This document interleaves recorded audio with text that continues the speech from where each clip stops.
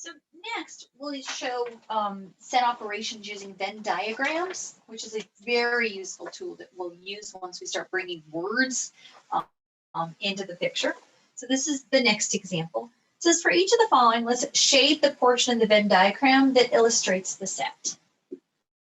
So the very first example we're going to do is A intersect B. And again, this means intersect. And that's everything in common or the overlap between the two sets. Now the word overlap should make a lot more sense. So we'll draw a rectangle that represents our universe. We'll have one set that's a circle, and that's going to be set A. We'll have another set over here, which represents set B. And the overlap here is the intersection. So what the problem is asking us to do is to shade that overlap as the final answer. So that's our answer, is the shaded region that shows the intersection between our two sets. Now let's do the same thing, but this time they're looking for the union. So again, that's our symbol for union. And union means everything in both sets, everything. When we draw our Venn diagram this time, still with a rectangle, here's our universe.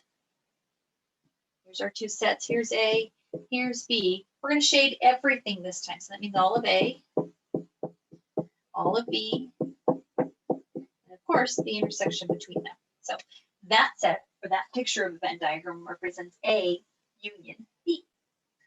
The next one's asking us for the complement of A. So it wants me to shade off A complement. I'm going to go ahead and put two sets in there, because in general you never just have a single set. So here's A, here's B, here's our universe. A complement means everything in the universe outside of A. So we need to shade everything that is outside of A. So the circle that makes up A is not going to get shaded, but this portion of B is outside of A, so we'll shade it. And then everything sitting out here is also going to get shaded. So the only thing not shaded is A itself. And that's a Venn diagram of A complement. And then the final example with the two sets is asking us for A intersect B complement. A intersect B complement. So to help us get a final answer shaded correctly, I do the check theory. So what I'm going to do is check off the regions that make up A. So that would be this region and this region. Now I'm going to check off the regions that make up B complement. Well, outside of B would be this region and this region. Because we're looking for the intersection, I'm looking for the one set that has two check marks in it, one for set A and one for set B complement. And the only region that has two check marks in it is this region. And that's how I know which region to shade. And there it is. So that's the region that represents A intersect B complement. Our next example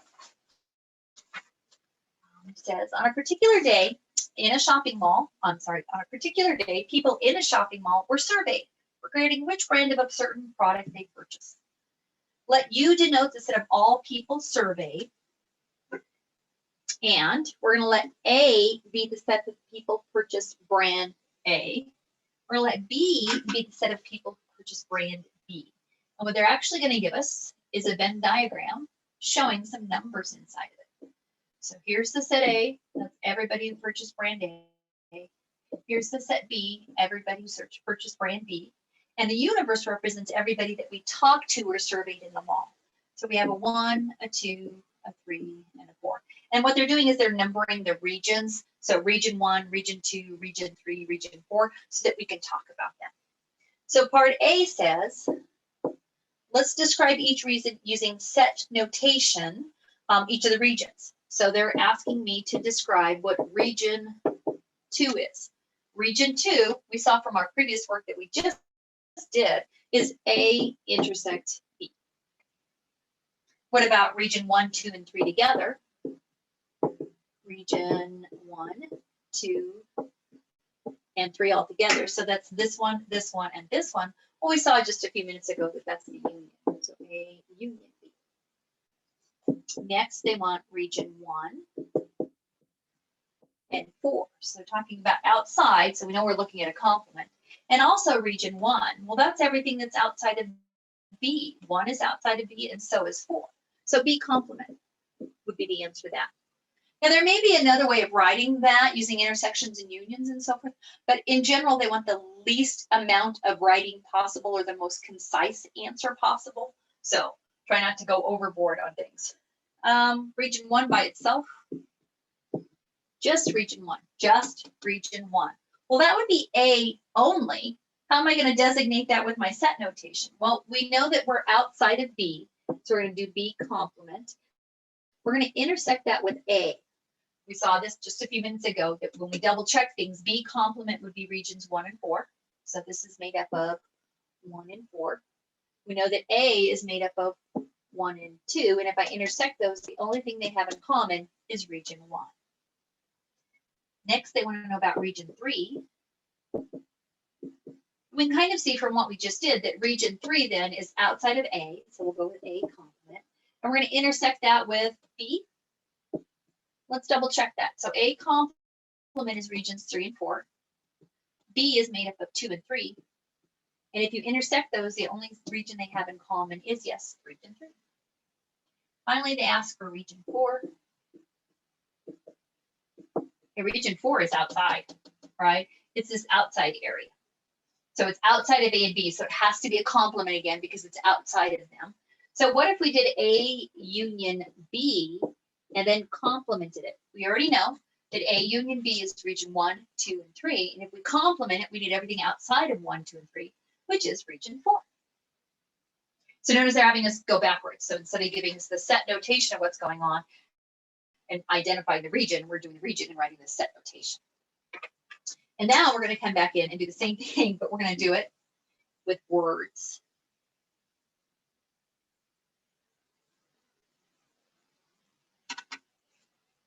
So part B on this one asked us to describe in each region in words in terms of brands A and brand B. Now remember, the universe is everybody that we surveyed. So we're talking to the people at the mall who, so region 2 would be the people surveyed who purchased. Well, region 2 we know is that overlap. So we're going to say A and B because that and right there implies the intersection. So we're going from the symbolism we just used a few seconds ago to the actual words that we would use to describe that region. So 1, 2, 3, just a few minutes ago, we said that was the union. So were those are the people who surveyed who purchased A or B, because I'm using the word or if we know it's the union. So notice how subtle that is in terms of what's going on. 1 and 4 together. So that was here and here again. Those are the people who did not buy brand B. So did not purchase, we'll say, brand B. That's the complement. Did not purchase brand B. The next one asks for 1. So region 1. Well, those are the people who bought A, but A only. They didn't buy B at all. So we want to pick up A, but not any part of B. And so the way we do that is the word only. I'm going to say purchase A only. So that only tells me that it's just this region, and that's it. 3 over here, well, those would be the B's only. So we're going to say those are the people surveyed who purchased B only. And again, using only to say just the part of B that doesn't include A. And then finally, 4, what about the people that are outside? What can we say about them? Well, these are the people who did not purchase A or B. And again, I'm using the union here because I want to make sure I'm taking out 1, 2, and 3 as the union, and the complement to that would be the not A or B. If I'd put an and there, I would have picked up region 1 and 3 also because we're doing not the complement, the intersection. So again, that or is really important on that statement.